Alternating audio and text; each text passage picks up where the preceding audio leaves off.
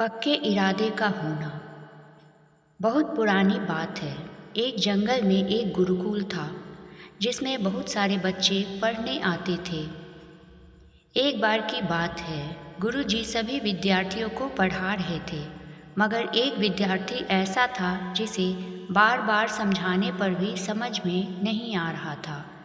गुरुजी को बहुत तेजी से गुस्सा आया और उन्होंने उस विद्यार्थी से कहा, जरा अपनी हथेली तो दिखाओ बेटा। विद्यार्थी ने हथेली गुरुजी के आगे कर दी। हथेली देखकर गुरुजी बोले, बेटा तुम घर चले जाओ, आश्रम में रहकर अपना समय व्यर्थ मत करो। तुम्हारे भाग्य में विद्या नहीं है। शिष्य ने पूछा, क्यों गुरुजी? गुरुजी ने कहा, तुम्हारे हाथ में विद्या की रेखा नहीं है। गुरुजी ने एक होशियार विद्यार्थी की हथेली उसे दिखाते हुए कहा, यह देखो, ये है विद्या की रेखा। यह तुम्हारे हाथ में नहीं है, इसलिए तुम समय नष्ट ना करो और घर चले जाओ और वहाँ अपना कोई और काम देखो। यह सुनने के बाद उस विद्यार्थी ने अपने जेब से एक चाकू निकाला, जिसका प्रयोग वह रोज अपनी सुबह दातुन काटने के लिए करता था। उस चाकू से उसने अपनी हथेली में एक गहरी लकीर बना दी।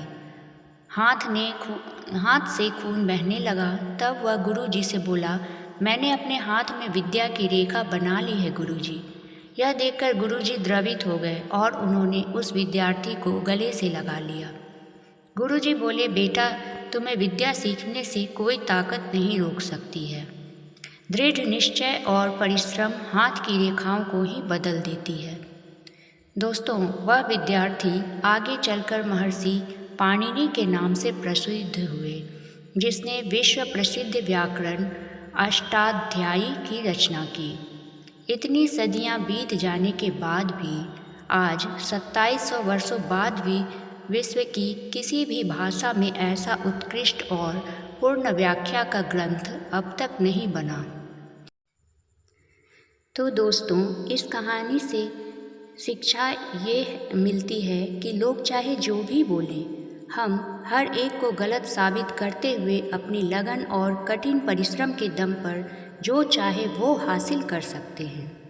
अगर आप लोगों को स्टोरी पसंद आती है तो प्लीज़ एक लाइक कर लीजिएगा और चैनल को सब्सक्राइब कर लीजिएगा फ्रेंड्स।